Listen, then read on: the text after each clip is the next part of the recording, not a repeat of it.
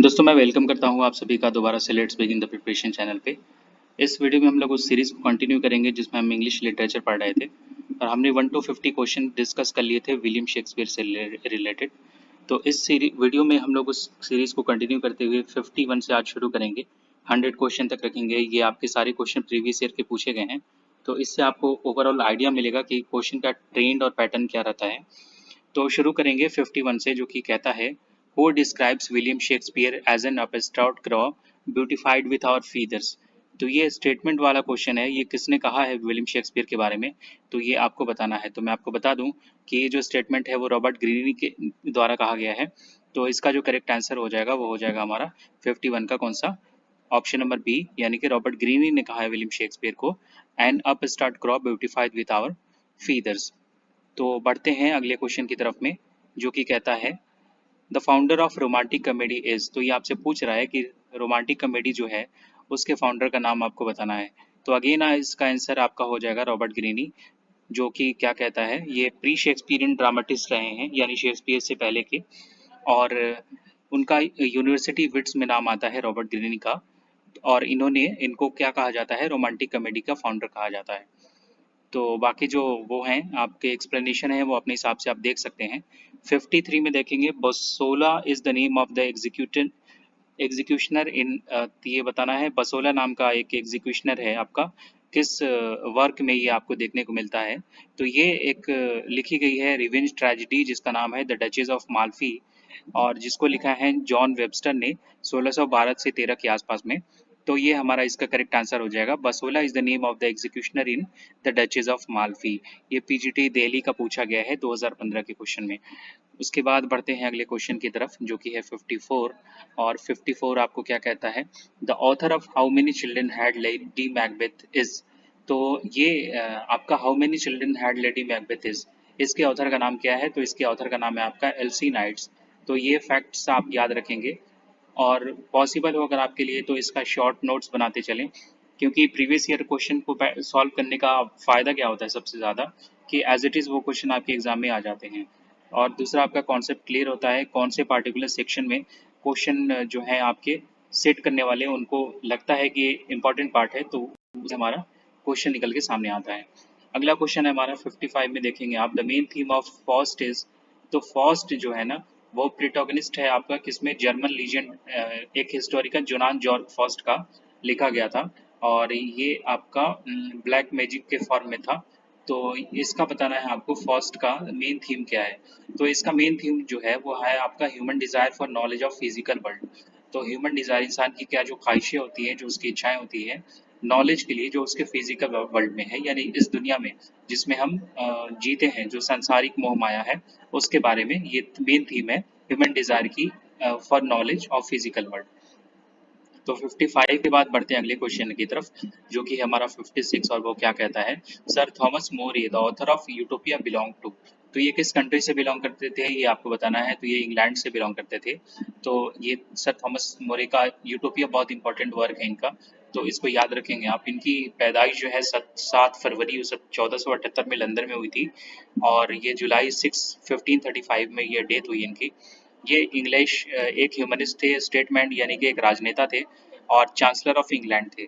तो ये कुछ फैक्ट्स याद रखेंगे, बट बेसिकली ये फेमस है किस लिए, अपने यूटोपिया वर्क के लिए। कौन, तो सर थॉमस मोरी। अगले क्वेश्चन की तरफ बढ़ेंगे, जो कहता है 57 जो कि है, इसमें कहता है in the Hamlet how many times does Hamlet's ghost appear. तो हैमलेट जो प्ले है विलियम शेक्सपियर के द्वारा लिखा गया, इसमें कितनी बार जो घोस्ट है यानी भूत है वो अपीयर होता है, दिखता है। तो 3 टाइम्स वो नंबर ऑफ टाइम जो है वो इसमें दिखता है। 3 टाइम्स जो है हैमलेट का घोस्ट जो है उसमें हैमलेट में देखने को मिलेगा।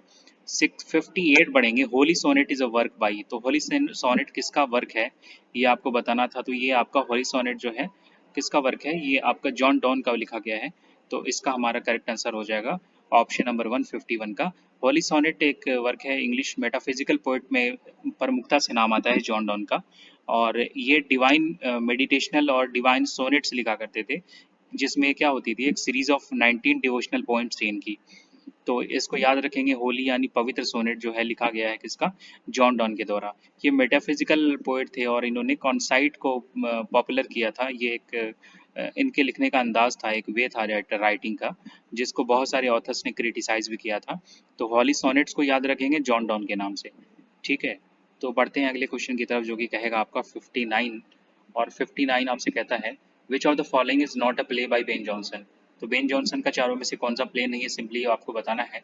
तो द डचेस ऑफ माल्फी हमने ऑलरेडी देखा है, ये किसके द्वारा लिखा गया है, जैकोबिन ट्रेजेडी। ये आपका जॉन वेबस्टर के द्वारा ये ट्रेजेडी लिखी गई थी। और बाकी ये तो जो है आपके अल्केमिस्ट, द अल्केमिस्ट और वॉल्पनी और कैंथियास रिवेल, ये तीनों जो है आपके किसके द्वारा लिखे गए हैं, बेन जॉनसन के द्वारा लिखे गए हैं।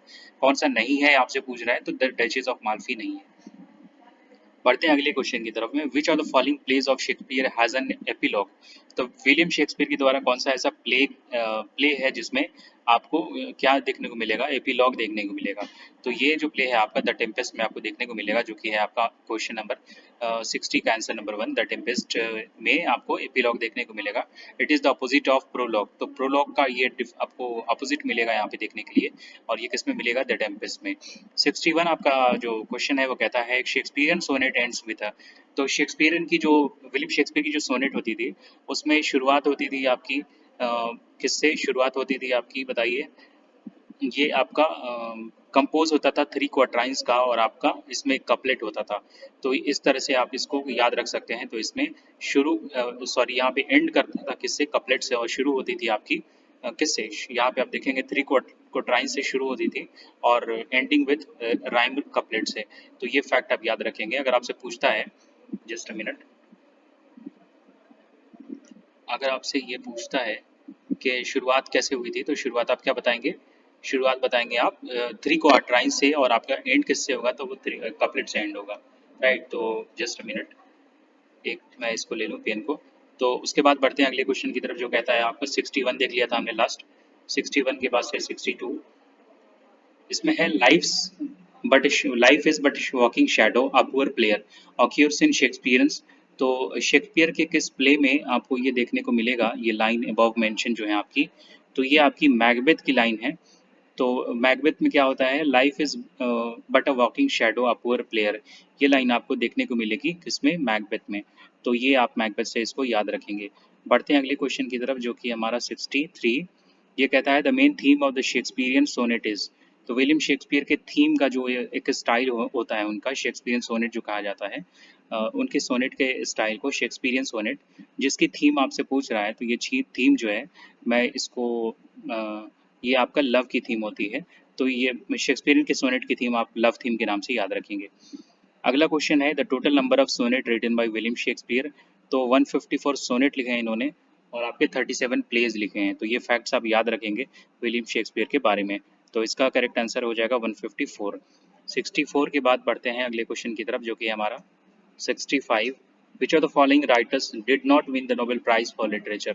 इन चारों में से आपको कौन से ऐसे राइटर हैं जिन्होंने नोबेल प्राइज नहीं जीता है, किसमें, लिटरेचर में। जॉर्ज बर्नार्ड शॉ, या जॉन गैल्सवर्दी, विलियम बर्नेट येट्स, या फिर आपका जेम्स जोसाई।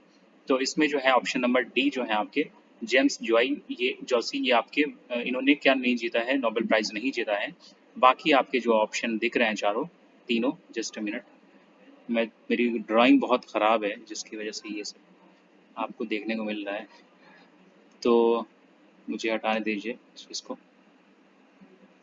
तो हमने क्या देखा था, कौन सा लिटरेचर में किसने नहीं जीता है नोबेल प्राइज, तो ये जेम्स जोशी का नाम याद रखेंगे आप, इन्होंने नोबेल प्राइज नहीं जीता है। अगला क्वेश्चन है in fiction the authors overall main idea और most important message is called the. तो फिक्शन में किसी भी तरह के काम में जो ऑथर लिखा करते हैं, उसमें ओवरऑल मेन आइडिया या उसकी थीम जो होती है ना, सॉरी मैंने यहाँ पे आंसर ही आपको बता दिया।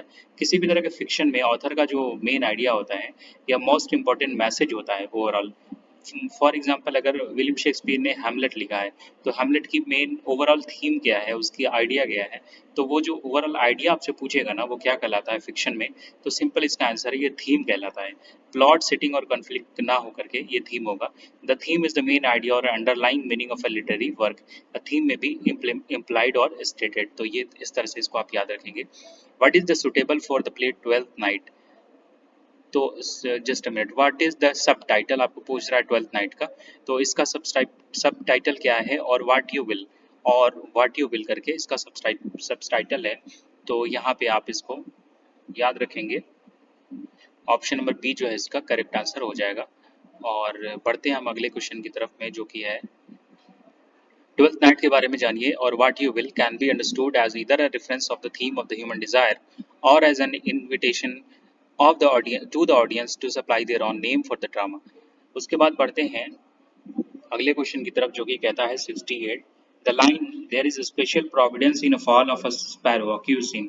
तो ये जो लाइन है जिसकी शुरुआत होती है there is a special providence in the fall of a sparrow, ये किस में आपको देखने को मिलेगी? तो ये हेमलेट में आपको देखने को मिल जाएगी ये लाइन। तो हेमलेट से इसको याद रखेंगे, there is a special providence in a fall of sparrow. उसके बाद बढ़ते हैं 69 की तरफ में, the rarer action is in virtue than in vengeance. तो ये आपको लाइन जो है, this line occurs in Shakespeare's. तो विलियम शेक्सपियर के कौन से वर्क में ये लाइन आपको देखने को मिलेगी? तो ये द टेम्पेस्ट की लाइन है। ये कुछ आपको जो लाइन है ना, या स्टेटमेंट जो है आपको वो याद करने पड़ेंगे। इसको आप देख लेंगे, आप अपने हिसाब से कैसे याद रख सकते हैं। मेरा जो तरीका रहता है याद करने का, मैं क्या करता हूँ, जो प्रीवियस ईयर क्वेश्चन है मैं उसकी वीडियो देखता हूँ और उसके बाद उसको शॉर्ट नोट्स बना लेता हूँ। और हफ्ते में 2-3 दिन का रिवीजन का प्लान करके, जो भी मैंने शेड्यूल बनाया हुआ अपना, उसमें जब मैं उसको रिवीजन करता रहता हूँ। तो इस तरह से आप इसको याद रख सकते हैं। हर एक इंसान का अपना वो तरीका होता है उसके पढ़ने का, उसको चीज़ों को याद रखने का। तो आपका जो बेस्ट है वो आप अप्लाई करेंगे इसमें। अगला क्वेश्चन कहता है Fortinbras is a character in Shakespeare's. तो एक कैरेक्टर है विलियम शेक्सपियर के द्वारा लिखे गए प्ले में, जिसका नाम है फोर्टीन ब्रास। तो ये फोर्टीन ब्रास आपको किस में देखने को मिलेगा? तो ये भी आपका हेमलेट का पार्ट है। फोर्टीन ब्रास जो है ना, वो एक यंग मैन रहता है, एक कैरेक्टर है शेक्सपियर की हेमलेट में। और बहुत सारे कैरेक्टर्स आपको देखने को मिलेंगे, रिफ्लेक्ट करेंगे हेमलेट में। बट जी, ये जो आपका फोर्टीन ब्रास कैरेक्टर है, ये first to be named in the play in whom we see a likeness to the prince of Denmark. यानी डेनमार्क के प्रिंस के जैसा ये दिखता है, उसकी जैसी लाइकनेस है इसकी, जिस कैरेक्टर का नाम है आपका फोर्टीन ब्रास। तो इसको याद रखेंगे, ये हेमलेट में है और ये डेनमार्क के प्रिंस के साथ में इसकी लाइकनेस को कंपैरिजन किया गया है। 70 के बाद से हमारा अगला क्वेश्चन है, which of the following is not a character in as you like it. तो एज यू लाइक इट में कौन सा इस निम्नलिखित में से आपको कैरेक्टर नहीं मिलेगा देखने को, ये बताना है। तो ये आपकी पोर्शिया इसका करेक्ट आंसर हो जाएगा। पोर्शिया जो आपको देखने को मिलेगा वो आपका द मर्चेंट ऑफ वेनिस में, ये फैक्ट दिया गया है यहाँ पे, देखिएगा कुछ समय अदर फैक्ट्स में। The merchant of Venice has been written in the form of tragic comedy. और विलियम शेक्सपियर जो थे एलिजाबेथन एज से बिलोंग करते थे। यहाँ पे देखिए Portia the wealthy heiress of Bellum is not a character in As You Like It. She is the leading character of The Merchant of Venice. तो यहाँ पे इस फैक्ट्स के हिसाब से आप इसको याद रख सकते हैं। तीन जो है आपको देखने को मिलेंगे किसमें, हेमलेट में, जो हमने अभी क्या पढ़ा था। यहाँ पे आपको यहाँ पे एज यू लाइक इट की बात हो रही थी। तो यहाँ पे रोसालिंड और आपका सेलिया और ओराल्डो, ये तीन कैरेक्टर आपको एज यू लाइक इट में मिलेंगे। बट ये जो पोर्शिया है आपकी, ये आपको द मर्चेंट ऑफ वेनिस में देखने को मिलेगी। अगला क्वेश्चन है हमारा 72, जो ये कहता है कि William Shakespeare belong to the age of. तो ये एलिजाबेथन एज से बिलोंग करते थे। एलिजाबेथन एज गोल्डन एरा माना जाता था, गोल्डन एज थी लिटरेचर के लिए, लिटरेचर के अपलिफ्टमेंट के लिए, जो एक दौर में कभी ये डार्क एज कहा जाता था एलिजाबेथन एज से पहले। तो विलियम शेक्सपियर किस एज से बिलोंग करते थे? ये एलिजाबेथन एज से बिलोंग करते थे, ये आप याद रखेंगे। उसके बाद हम बढ़ते हैं अगले क्वेश्चन की तरफ, जो कहता है 72, एज कैनॉट विदर हर नॉर कस्टम स्टेल इन हर इनफाइनाइट वेराइटी। ये लाइन आपकी कहाँ से ली गई है? तो ये आपके एंटोनिया एंड क्लियोपात्रा से ये लाइन ली गई है। एज कैनॉट विदर हर नॉर कस्टम स्टेल हर इनफाइनाइट वेराइटी। तो ये आपके स्टेटमेंट के वाले बहुत सारे क्वेश्चन रिपीट हो रहे हैं, आप देख पा रहे हैं इसमें। उसके बाद अगेन आपका एक स्टेटमेंट का क्वेश्चन है, फ्रैलिटी द नेम इज वुमेन। तो ये आपकी कहाँ से टेकन लाइन है? ये आपकी ऑप्शन नंबर 20 में देखिए यहाँ पे करेक्ट हो जाएगा। ये हेमलेट का अगेन से आपका लाइन देखने को मिलेगी हेमलेट में। यानी धोखा जो नाम है वो महिला का, वुमेन का नाम है। The name of women is frailty. Frailty मतलब होता है चीटिंग, धोखा होना। तो ये इस तरह से आप याद रखेंगे। हेमलेट में क्या लिखा दिया गया है? फ्रैलिटी द नेम इज वुमेन। और आपका इसमें क्या कहा गया है? एंटोनियन क्लियोपात्रा में, एज कैनॉट विदर हर नॉर कस्टम स्टेल हर इनफाइनाइट वेराइटी। तो ये आप इस फैक्ट्स को याद रखेंगे। बढ़ते हैं अगले क्वेश्चन की तरफ, जो कि 73 के बाद हमारा होता है 74। और वो ये कहता है the code, the quality of mercy is not strained it droppeth as the gentle rain from the heaven. ये आपकी किस में ऑक्यूर्स होती है ये लाइंस? तो ये आपकी मर्चेंट ऑफ वेनिस की लाइन है। तो ऑप्शन नंबर सी इसका करेक्ट आंसर हो जाएगा, जिसमें ये कहता है, क्या कहता है, the quality of mercy is not strained, it droppeth the gentle rain from heaven. 75 देखिए द कोट, ये आपको इस बार में आपको देखने को मिलेंगे बहुत सारे कोटेशन वाले क्वेश्चन है। ये कोट्स वाले आपको देखने को मिलेंगे, एज इट इज आपके वहां से उठा लिए गए हैं और पूछे गए हैं किसमें ये लाइन ऑक्यूर्स होती है आपकी। द कोट अगेन आपके, love looks not with the eyes, यानी जो प्यार है वो आंखों से नहीं दिखता है बट विद द माइंड, ये पर किससे दिखता है, आपके माइंड के साथ में। The therefore is wings the Cupid painted blind.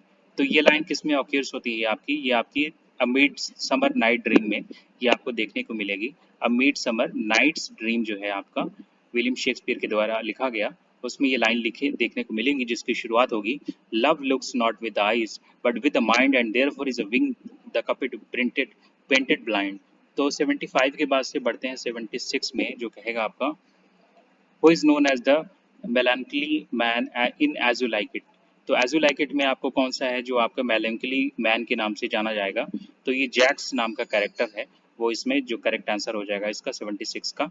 और इसमें 76 के बाद से यहाँ पे आप देख लेंगे एक बार, इसको पॉज करके वीडियो को, जो इसका एक्सप्लेनेशन वाला पार्ट है।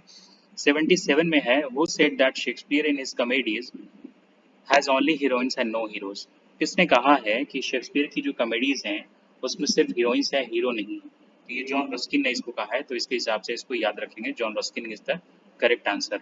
78 कहता है, Shakespeare is indebted to one of the following sources for the subject matter of his some plays, choose the right one from the following। William Shakespeare ने जो है इंडेप्टेड किसी, इनमें क्या है, फॉलोइंग सोर्सेज जो दिए गए हैं आपके, for the subject matter of his some place. तो इसमें आपको आइडेंटिफाई करने हैं कौन सा जो है आपका करेक्ट वाला है। तो ये आपका हॉलिनशेड्स क्रॉनिकल्स जो है आपका, हॉलिनशेड्स क्रॉनिकल्स जो है आपका यहाँ पे, वो करेक्ट आंसर हो जाएगा इसका। और इसको याद रखेंगे, William Shakespeare is in indebted to one of the following sources for the subject matter of his some plays।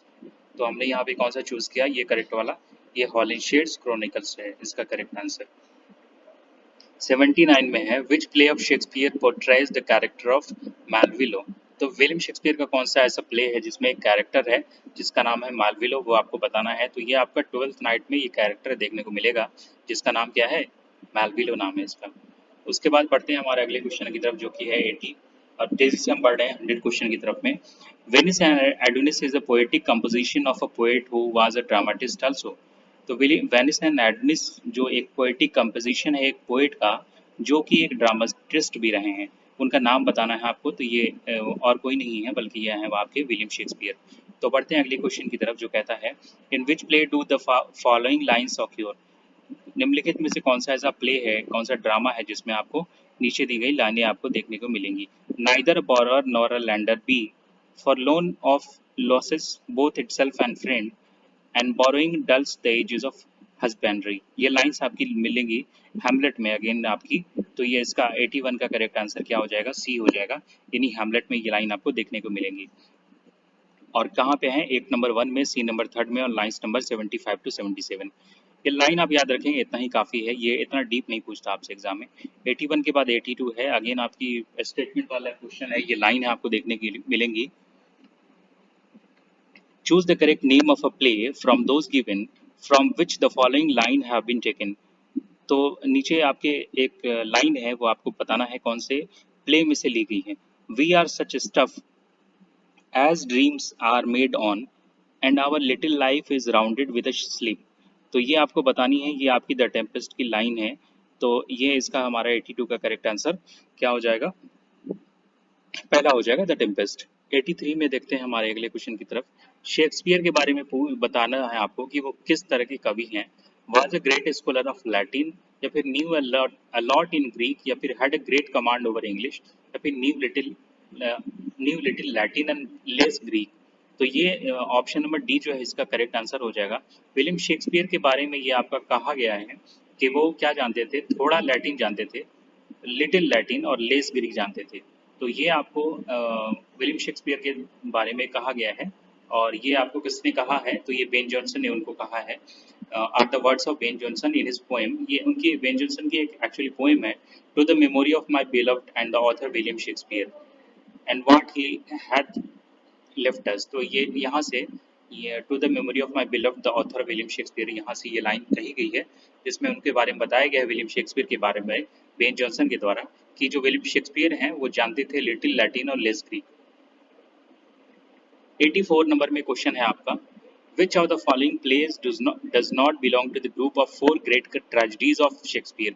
तो विलियम शेक्सपियर की ट्रेजेडी की एक सीरीज थी, वो जिसमें 4 उनकी मुख्य ट्रेजेडी आती हैं, उसमें कौन सी नहीं है वो आपको पूछ रहा है। तो मैंने आपको पहले बताया था HOKM करके, इसको याद रखेंगे आप। इट से हेमलेट, ओ से आप ओथेलो, की के से किंग लियर और एम से आपका मैकबेथ। तो HOKM में ये कहाँ से कौन सा मिसिंग है आपका, तो यहाँ पे मैकबेथ आपका मिसिंग है। और मैकबेथ मिसिंग है तो यहाँ पे क्या एक्स्ट्रा डाला गया है, तो ट्वेल्थ नाइट डाला गया है। इस वजह से ये डी ऑप्शन जो है आपका वो यहाँ पे करेक्ट हो जाएगा। ये आपसे पूछता है which does not belong to the group of 4 great tragedies. तो 4 ग्रेट ट्रेजेडीज में कौन कौन सी थी आपकी, HOKM थी, और उसमें से आपकी ये कौन सी नहीं है, तो ये हमारा कौन सा नहीं है, ट्वेल्थ नाइट इसमें नहीं था। तो इसके हिसाब से हमारा जो करेक्ट आंसर हो जाएगा यहाँ पे क्या हो जाएगा, ऑप्शन नंबर डी हो जाएगा। 85 में Shakespeare's plays Hamlet is influenced by. तो विलियम शेक्सपियर ने जो हैमलेट लिखा है इसमें किससे वो प्रभावित थे, तो यहाँ पे थॉमस किड से वो प्रभावित थे, जो कि आपके यहाँ से इसका करेक्ट आंसर हो जाएगा ऑप्शन नंबर बी। तो बढ़ते हैं अगले क्वेश्चन की तरफ में। थॉमस किड ने क्या लिखा था, इनका जाना जाता है थॉमस किड को, जो मुझे अभी एग्जैक्ट वो रिकॉर्ड नहीं हो रहा माइंड में, इनका एक टर्म है जिसकी वजह से इनको जाना जाता है, मैं आपको कमेंट सेक्शन में ड्रॉप कर दूंगा। The name of the Prospero's daughter in the Tempest is. तो प्रोस्पेरो की बच्ची डॉटर का नाम आपको द टेम्पेस्ट में क्या है, तो ये मिरांडा नाम है इनका, ये आप याद रखेंगे। ये फैक्ट मिरांडा जो से बार बार क्वेश्चन आपके आते हैं एग्जाम में। तो अगले क्वेश्चन की तरफ हम बढ़ेंगे, और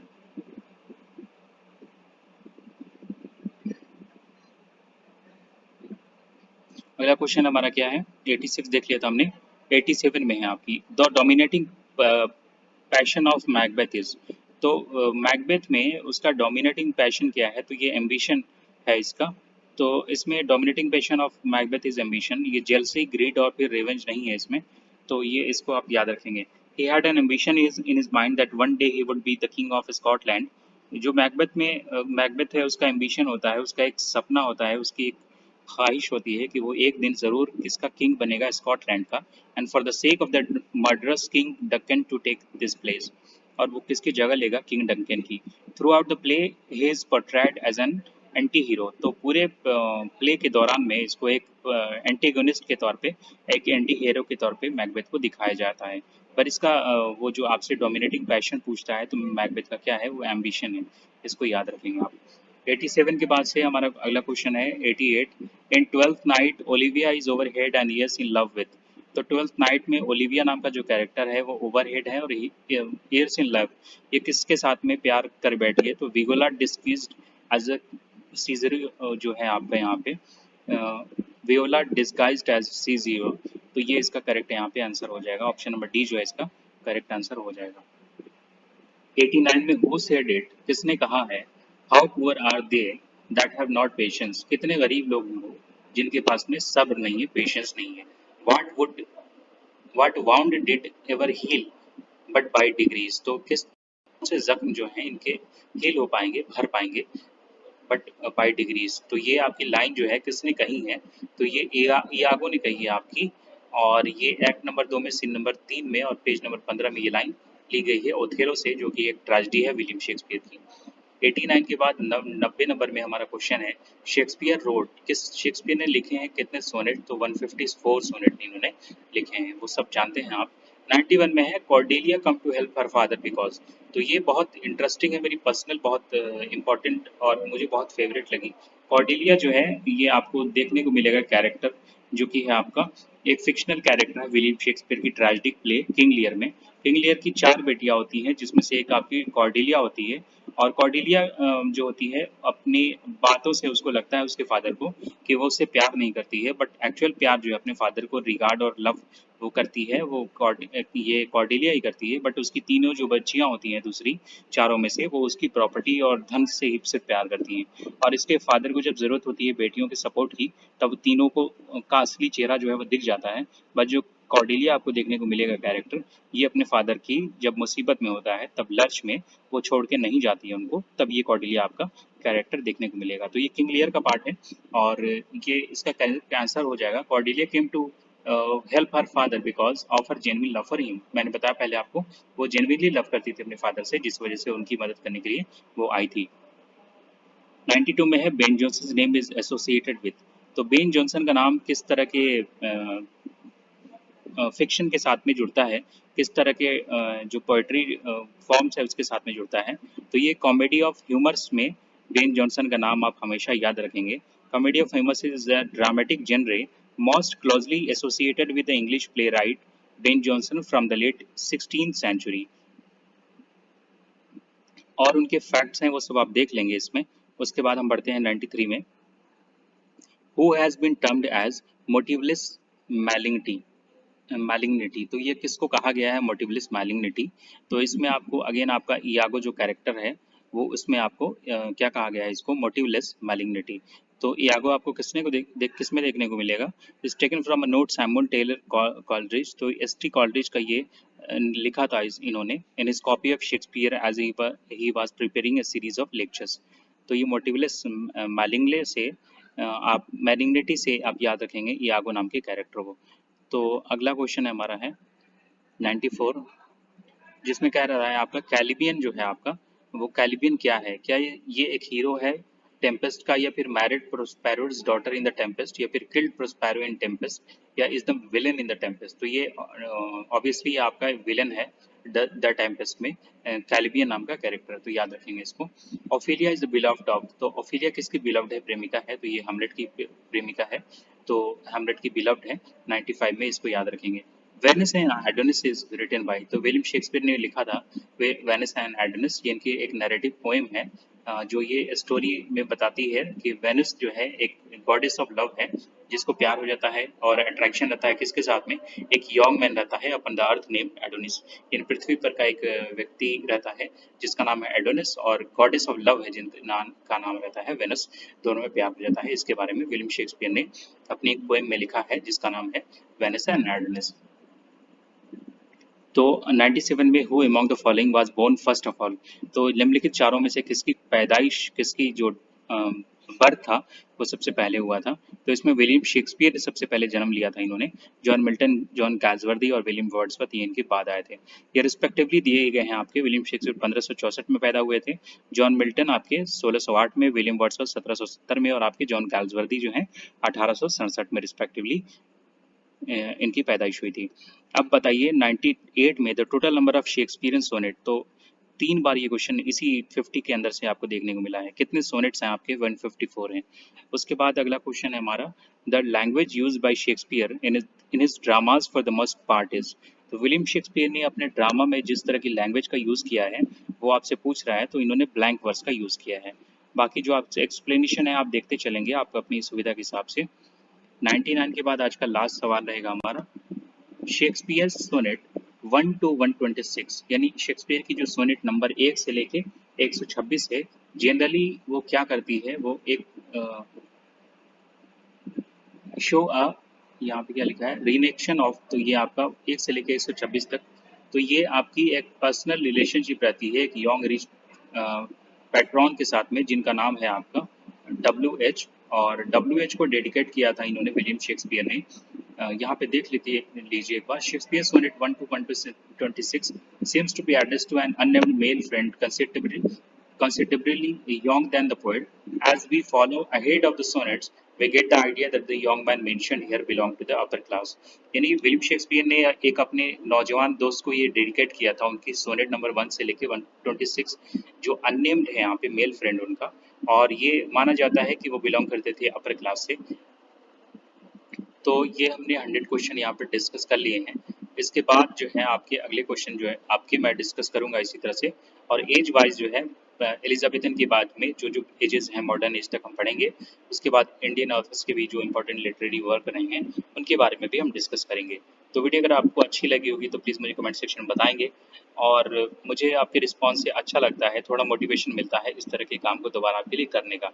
अदरवाइज़ कोई अभी मुझे फाइनेंशियली इसका बेनिफिट नहीं होता है, वो आप सभी जानते हैं। तो मुझे इंतज़ार रहेगा आपके रिस्पॉन्स का। तो अभी मैं आपसे विदा लेना चाहूँगा।